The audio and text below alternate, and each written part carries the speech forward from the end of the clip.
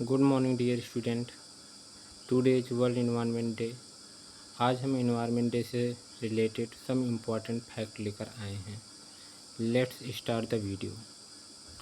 हम जानते हैं हमारा पर्यावरण हमारा भविष्य, इसकी सुरक्षा करना हर नागरिक की रिस्पॉन्सिबिलिटी है। जैसा कि आप ऊपर देख रहे होंगे, our environment our future and our responsibility, यानी कि ये हमारा जो इन्वायरमेंट है, ये जो है हमारा भविष्य तय करता है। इसलिए इसकी रिस्पॉन्सिबिलिटी हम लोगों के पास है, किस तरह से पर्यावरण को संरक्षित किया जा सकता है। शुरुआत करते हैं, कब से इन्वायरमेंट डे सेलिब्रेट किया जा रहा है।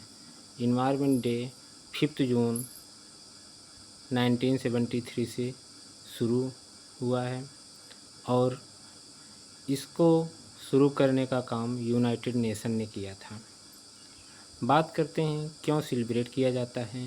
It is the celebrated to raise global awareness about environmental issue, encourage action to the protect our plant and the promote a sustainable and healthy future for all living beings.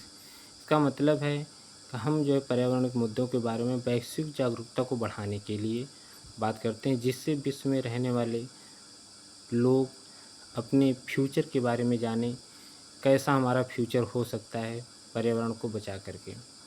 बात करते हैं इस साल की थीम क्या है। अगर theme की बात करते हैं, climate action now for climate means, इसका मतलब है जलवायु परिवर्तन से निपटने के लिए, सभी के लिए बेहतर भविष्य बनाने के लिए सभी से तत्काल कार्रवाई करने का आह्वान करना। इस साल होस्ट कंट्री अजरबैजान है। आगे हम बात करते हैं करंट इन्वायरमेंट डाटा मीन्स, इस साल पर्यावरण मुद्दे से संबंधित कौन कौन सी परिवर्तन हुए हैं। सबसे पहले हम बात करते हैं यहाँ पर यूजिंग ग्लोबल टेम्परेचर, यानी कि वैश्विक तापमान में वृद्धि। अगर बात करते हैं 2015 से लेकर 2025 के बीच में, लगभग 11 वर्षों के बीच में तापमान में बहुत ज़्यादा वृद्धि हुई है। वहीं हम बात करते हैं extreme weather of the range, यानी कि अगर आप देखेंगे विश्व में लगभग 50% मौसमी आपदाओं, यानी कि जैसे कहीं पर बहुत ज़्यादा सूखा पड़ जा रहा है, कहीं पर बहुत ज़्यादा जो है कि तूफान चलने लग रहा है, कहीं पर बहुत गर्मी पड़ रही है, कहीं कहीं पर जो है बरसात बहुत ज़्यादा हो जा रहा है। तो ये सारे जो है चीज़ें क्लाइमेट चेंज के कारण हो रहा है। आगे अगर हम बात करते हैं बायोडाइवर्सिटी इन डेंजर, यानी कि कहा यह जा रहा है आज के समय में जैव विविधता हमारा खतरे में है। लगभग 1 मिलियन यानी कि 10 लाख प्रजातियां विलुप्त होने के कगार पे हैं। Water crisis, by 2050 more than 75% of the world population could be living the water stressed areas. इसका मतलब ये हुआ कि विश्व में लगभग 75% पॉपुलेशन ऐसी है जो 2050 तक पानी पीने के लिए उनके पास उपलब्ध नहीं रहेगा। आगे हम बात करते हैं पॉपुलेशन थ्रेट, यानी कि over 90% of the world population breathed air that exceed WHO quality guidelines, यानी कि WHO ने ये घोषित किया है कि भारत के साथ साथ विश्व के लगभग सभी देशों में 90% ऐसे जो है कि हवाएं पाई जाती हैं जो हमारे लिए हार्मफुल हो गई हैं, क्योंकि फैक्ट्रियों से हानिकारक गैसें निकल रही हैं जो हमारे लिए बहुत ही नुकसानदेह साबित हो रही हैं। मेजर इन्वायरमेंटल चेंजेज, यानी कि कौन कौन से मौसमी परिवर्तन हुए हैं। अगर हम बात करते हैं, सबसे पहला है आपका क्लाइमेट चेंज। क्लाइमेट चेंज की अगर हम बात करते हैं, बढ़ता तापमान सबको आजकल दिख ही रहा है। इस समय टेम्परेचर लगभग भारत में तो सबसे ज़्यादा दयनीय स्थिति है। वहीं बर्फ़ का पिघलना, यानी कि अगर टेम्परेचर ज़्यादा होगा तो जो हिमालय में बर्फ़ वगैरह पड़े हैं वो भी तेज़ी से पिघलेंगे, और जब बर्फ़ तेज़ी से पिघलेगा तो नदियों के माध्यम से जो पानी है ओशियन में जाएगा। इससे ओशियन का जो लेवल है वो बढ़ेगा। इससे जो है कि जो कोस्टल एरिया होंगे यानी तटीय क्षेत्र होंगे वो डूब जाएंगे और मौसम संबंधी घटनाएं होंगी जलवायु परिवर्तन के कारण। नेक्स्ट है आपका बायोडाइवर्सिटी लॉस। आपको अगर हम बायोडाइवर्सिटी लॉस की बात करते हैं तो वह इससे वनों की कटाई आजकल बहुत तेज़ी से हो रही है और जो जीव जंतु हैं, पशु पक्षी हैं, वो पेड़ों पे रहते हैं या जंगलों में रहते हैं, उनके रहने के लिए घर नहीं उपलब्ध होगा। उसके बाद इस समय इलीगल जो शिकार कर रहे हैं यानी कि जानवरों को पकड़ कर उनको मार दिया जा रहा है, ये सारी समस्याएं जो है फेस करना मिल रहा है। आगे हम बात करते हैं पॉल्यूशन।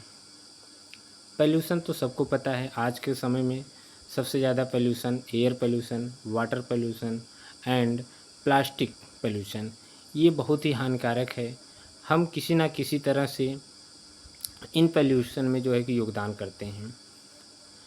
संसाधन की कमी, सबसे पहली बात, किसी भी देश या कंट्री का डेवलपमेंट वहाँ के रिसोर्स बताते हैं कि वो देश किस प्रकार से डेवलपमेंट होगा।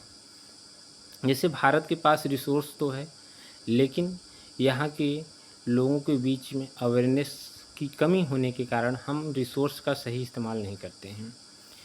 इसलिए जो है हमको सबसे पहले अपना जो लैंड का जो कटाव हो रहा है उसको जो है रोकना है। वनों की जो कटाई है वो तेज़ी से हो रहा है। जल संकट जैसी समस्याएं क्या हो रही हैं, उत्पन्न हो रही हैं।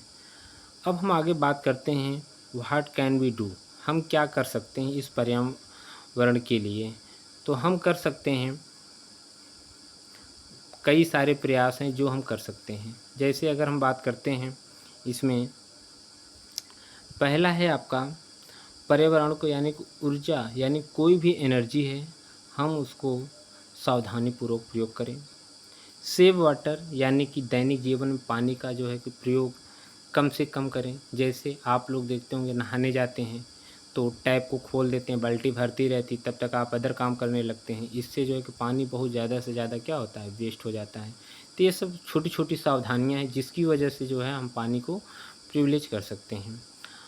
आगे है आपका रिड्यूज, रीयूज एंड रिसाइकल। इसका मतलब होता है कि हम किसी भी चीज़ का प्रयोग करें, यानी कि ऐसा प्रयोग करें जो कम से कम प्रयोग करें। उसके बाद उसका प्रयोग पुनः, यानी कि हमने अगर किसी चीज़ का प्रयोग किया तो आगे उसका हम पुनः प्रयोग कर सकते हैं और उसका हम रिसाइकल भी करके प्रयोग कर सकते हैं। यानी कि कोई ऐसा सामान बनाएं जिसका हम प्रयोग बार बार कर सकें। आगे अगर हम बात करते हैं प्लांट एंड ट्रीज, प्लांट और ट्रीज सभी को पता है हमारे जीवन में पेड़ पौधों का बहुत ज़्यादा ही महत्व है। ज़्यादा से ज़्यादा पेड़ लगाएं। एक्ट नाउ, आज के छोटे छोटे कदम आने वाला जो कल है यानी भविष्य है उसमें बहुत बड़ा बदलाव ला सकता है।